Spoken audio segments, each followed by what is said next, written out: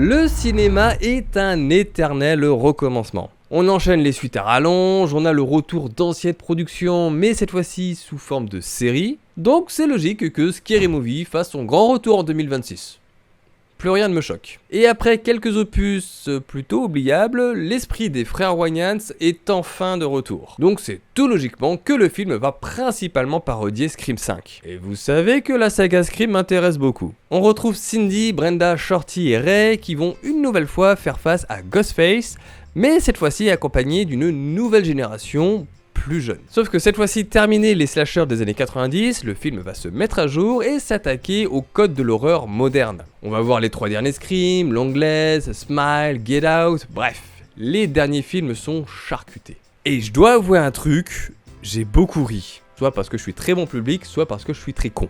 Ce qui fonctionne, c'est que les parodies sont quand même plutôt pertinentes. On n'est pas juste sur des références qui sont placées là. Les Wayans ont décidé de taper directement là où ça fait mal et de se réapproprier certains concepts et certains messages. Alors certes, parfois c'est totalement sans subtilité, comme avec la référence à Ballerina, que personne n'a vu, mais on va avoir par moments des petites blagues qui sont un petit peu plus subtiles.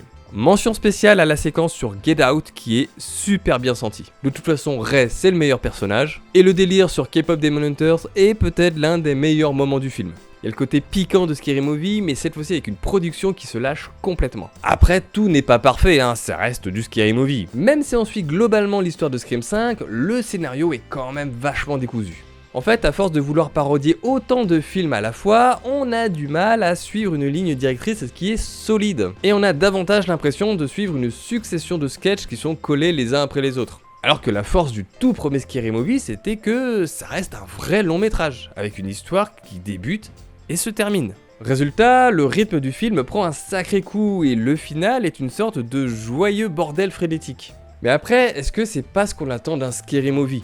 S'accaparer les codes du cinéma moderne et jouer avec. Et à ce moment-là, tant pis pour la logique.